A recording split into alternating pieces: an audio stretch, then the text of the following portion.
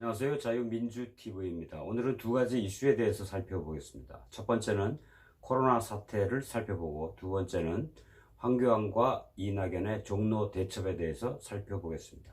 첫 번째입니다. 오늘 지금 이 시간부로 확진자는 1261명, 어제보다 284명이나 증가했습니다.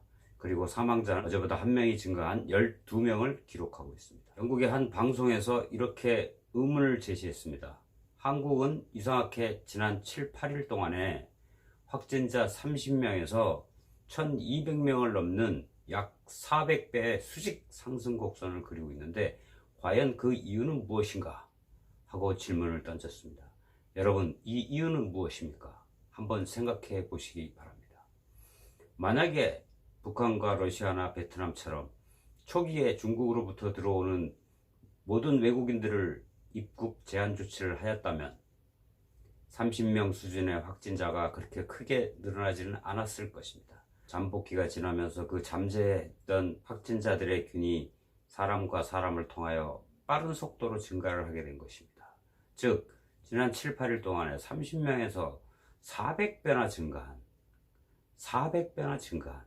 1260명이라는 이런 확진자의 속도를 봤을 때, 이것은 전적으로 문재인 정부의 무능하고 잘못된 판단에 따른 것입니다. 초기에 중국으로부터의 입국자를 제한하였더라면 이런 확진 속도는 나타나지 않았을 것입니다. 그러나 지금 중국으로부터 들어오는 입국자를 제한하는 것은 이제는 시기가 너무 늦었다고 미국의 한 유명한 전문가는 말했습니다. 이제 우리 정부는 어떻게 대처해야 될까요? 앞으로 이 속도는 점점 더 늘어날 것입니다. 3월의 어느 날 아마 10,000명을 찍고 사망자가 100명을 찍을지도 모르겠습니다. 여러분, 이 무능하고 고집만 부리는 정부, 우리는 확실히 이번 총선에서 심판해야 할 것입니다. 두 번째 이슈로 넘어가겠습니다. 이번 4.15 총선은 정권을 심판하는 선거입니다.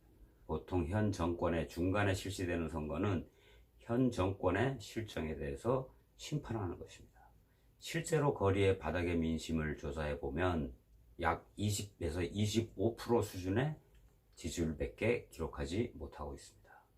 그런데 이제 이 중국 우한 사태로 말미암아 문정권에 대한 지지율은 확실하게 20% 밑으로 떨어진 것 같습니다. 이 종로 선거는 이낙연 대 황교안 전 국무총리의 개인적인 대결 같지만 실제로는 그렇지 않습니다.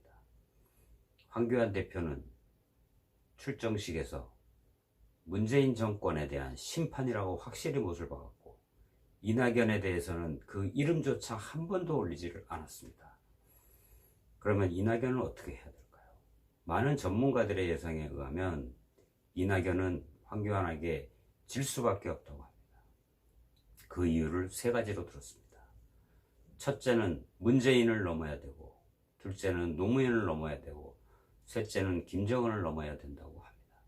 첫째, 문재인을 넘어야 된다고 하는 것은 이낙연이 총리로 집권해 있는 기간 동안 문재인 정권이 보여준 이 경제 폭망과 여러 가지 무능한 정부 운영, 그리고 공수처법 등을 통과시킨 그런 독재적인 나라 운영, 그리고 공정과 정의의 민낯을 보여준 조국의 이중성, 국가 빚을 총동원하여 표퓰리즘으로 가고 있는 이 문재인 정부에 대한 그 경제 성적표, 정치 성적표, 이 모든 것들이 이낙연 총리가 넘어야 될 산인 것 같습니다. 두 번째는 노무현에 대한 건입니다. 이낙연 총리는 2004년도에 국회의원 시절에 반노무현 스탠스를 취했었습니다. 그는 이렇게 말했습니다. 노무현 정부의 탈미 정책을 비판하였고, 또 노무현 정부의 동북아 균형자론, 그것을 비판하였습니다. 노무현의 리더십은 분열의 리더십이고 무엇이 이 나라를 이렇게까지 만들었는가, 양극화의 장본인은 노무현이다, 이런 식으로까지 얘기했습니다. 그러나 문재인 정부 들어서 이낙연은 노무현 하면 생각나는 것이 희망이다, 이런 식으로 180도 완전히 바뀌었습니다. 왜 그렇게 바뀌었을까요? 이 부분을 이낙연이 확실히 검증받고 넘어가지 않고서는 이낙연은 결코 황교안을 이길 수가 없습니다. 그리고 세 번째, 이낙연은 2018년도 4월달 아프리카 순방 시에 케냐에서 동포들과의 간담회에서 이렇게 얘기했다고 합니다. 북한의 변화에 대해서 북한이 이제껏 백성의 생활을 가장 중요하게 생각하는 지도자가 나타났다. 즉 김정은을 찬양한 것입니다.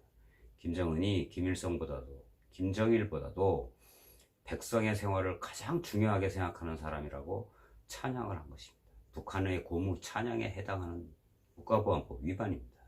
국무총리가 대놓고 공식 석상에서 김정은을 찬양할 수가 있겠습니까?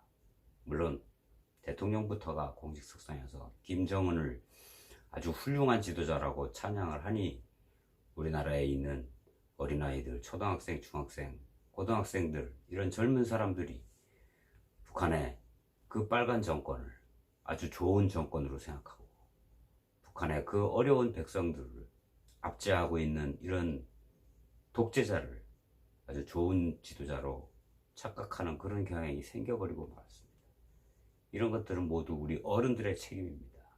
있는 사실을 있는 사실대로 얘기하지 아니하고 자기 정치적 필요에 따라서 자기의 정치적 이득에 따라서 왜곡하고 선동하고 과연 이것이 이 나라를 위한 길인지 그렇게 나이가 많고 정치도 오래 하신 분들이 그렇게 어떻게 할 수가 있습니까?